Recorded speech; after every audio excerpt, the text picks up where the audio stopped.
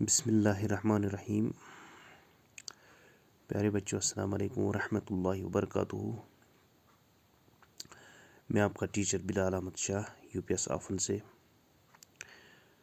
تو پیارے بچوں، آج کا جو ہمارا سبق ہے 6ٹھی جماعت کے لیے ہے، جماعت ششم کے لیے ہے۔ جیسا کہ آپ کو معلوم ہے، ہمارا ادھورا سبق، سابقہ سبق جو ہم نے پڑھا تھا ہاتھی کا وزن، اسی کو ہم انشاءاللہ آگے لے چلتے ہیں۔ تو پیارے بچوں، ہم نے پڑھا تھا کہ بادشاہ ایک بیمار ہوا تھا، اس نے منت مانی تھی۔ تو منت کیا مانی تھی کہ اگر وہ ٹھیک ہو گیا تو وہ ہاتھی کے وزن کے برابر پیسہ غریبوں، ننگے فقیروں، بیووں میں بانٹ دے گا۔ تو پیارے بچوں، جیسا کہ ہم نے پڑھا کہ بہت کوشش کے بعد ہر ایک نے اپنی طریقے سے کوشش کی، کسی کو کچھ سمجھ میں نہیں آتا تھا کہ کس طرح سے ہاتھی کو تولا جائے۔ دربار میں سے بہت سے لوگ تھے، لیکن کسی کی سمجھ میں نہیں آئی کہ کس طرح سے ہاتھی کو تولا جائے۔ تو آخر کار اشتہار دینا پڑا، اور اشتہار میں اس بات کو دہرایا گیا کہ جو کوئی ہاتھی کے برابر روپیہ تول کر دکھائے گا، اس کو انعام سے مالا مال کر دیں گے۔ تو پیارے بچوں، اس کے باوجود بھی بہت سارے لوگوں نے کوشش کی۔ ادھر بادشاہ کو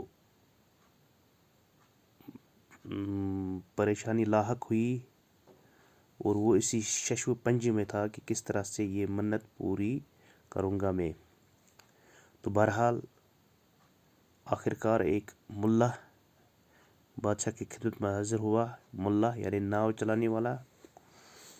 تو اس نے حضور کے دربار میں آ کر عرض کیا کہ جہاں پناہ، اگر آپ مجھے موقع دو گے تو میں ہاتھی کے برابر روپیہ تول کر دکھا دوں گا۔ تو بادشاہ نے اس کو موقع دیا، اور ملا روپیہ اور ہاتھی لے کر کہاں گیا؟ دریا تک۔ یہ ہم نے یہاں تک پڑھا تھا۔ تو آگے لے چلتے ہیں، آگے کیا ہوا یہ آج ہم پڑھیں گے۔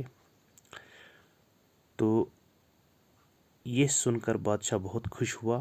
وزیر ہاتھی اور روپیہ ملا کے ساتھ کر دینے کا حکم دیا، اور خود بھی درباریوں کے ساتھ دریا کی طرف چلا۔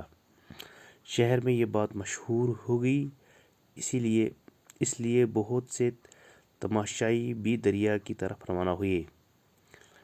جب بادشاہ، درباری اور عام لوگ وہاں پہنچ گئے تو ملا نے ایک ناؤ کو کنارے کے قریب لا کر کھڑا کیا۔ ہاتھی کو اس پر سوار کیا گیا۔ ہاتھی کے بوجھ سے ناؤ کا کچھ حصہ پانی میں ڈوب گیا۔ جہاں تک ناؤ پانی میں ڈوبی تھی، وہاں ملا نے نشان لگا دیا اور عرض کی، حضور، ہاتھی کا وزن اتنا ہے۔ اب ہاتھی کے وزن کے برابر روپے تولنے کے لیے ناؤ کو اس نشان تک پانی میں ڈبو دیا جائے۔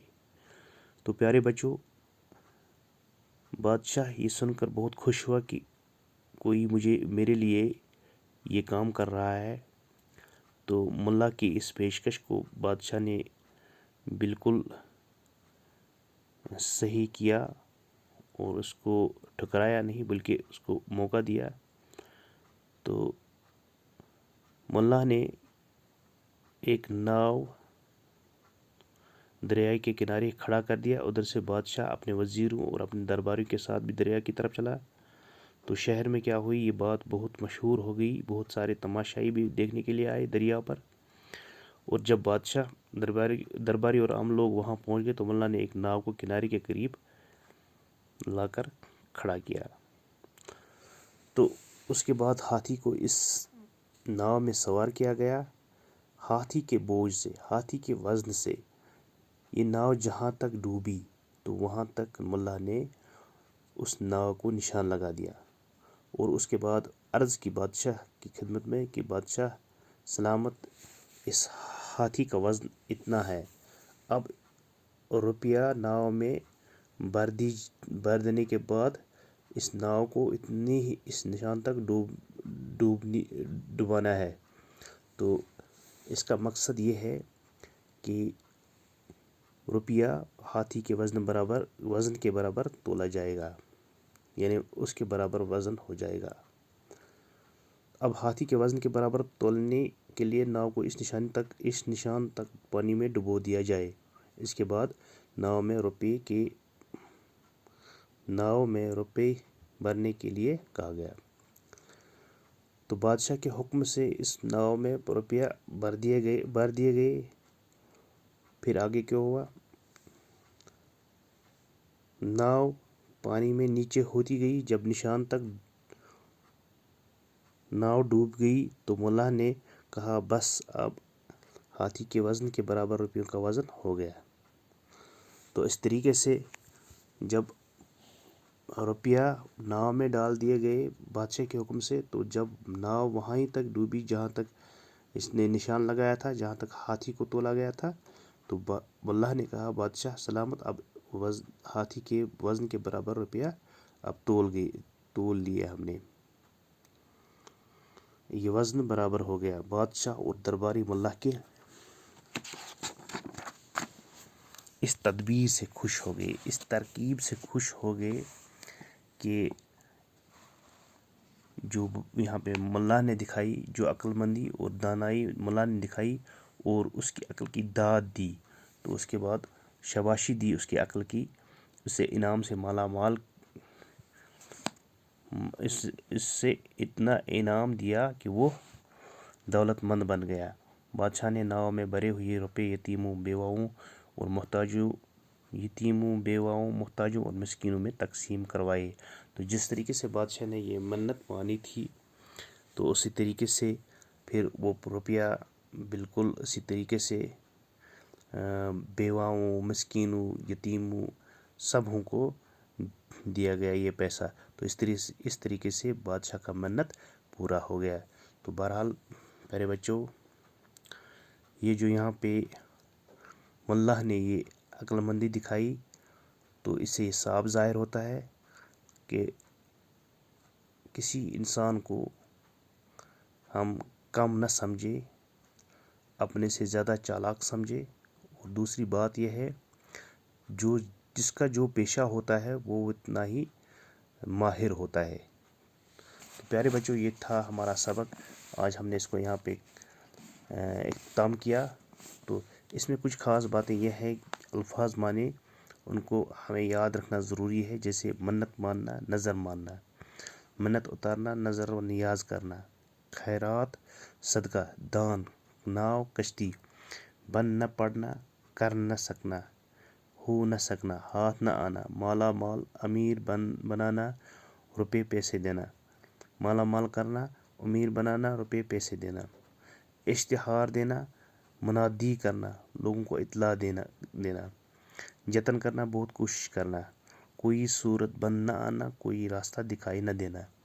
यानी जब कोई कुछ नहीं समझ में आता है तो हम कहते हैं कोई सूरत बन न आई। अहद, वादा। इसी तरह एक लफ्ज़ है शश व पंज होना, परेशान होना, तज़ब्ज़ुब में पड़ना, घबराहट में होना। यानी कोई तरकीब जब सोचती नहीं है तो इंसान परेशान हो जाता है, तो हम कहते हैं कि शश व पंज में रह गया। तदबीर सोचना, तजवीज़ ख्याल में आना, तरकीब सोच निकल आना। दरबारी, दरबार से मतलब शख्स, वो लोग जो बादशाह के पास होते हैं या उनके दीवान में होते हैं, तो उनको हम दरबारी कहते हैं। तमाशाई, तमाशा देखने वाला। मुल्ला, कश्ती चलाने वाला। यतीम, जिसके वालिदैन में से एक या दोनों मर गए हो। मुहताज, ज़रूरतमंद। बेवा, वो औरत जिसका शौहर मर गया हो। मिस्कीन, गरीब, मुफलिस, नादिर। तो प्यारे बच्चों, ये था हमारा सबक। इंशाल्लाह अगला जो सबक हमारा होगा इसी के मुतलिक होगा, बल्कि सवालात और जवाबात के मुतलिक हम बात करेंगे। तो आज जो हमारा जो सबक है ये हम याद रखेंगे, ताकि हमें जो इसके सवालात हैं, जो इसके क्वेश्चंस हैं, वो हमें समझने में आसानी हो जाएंगे। बाकी वस्सलाम।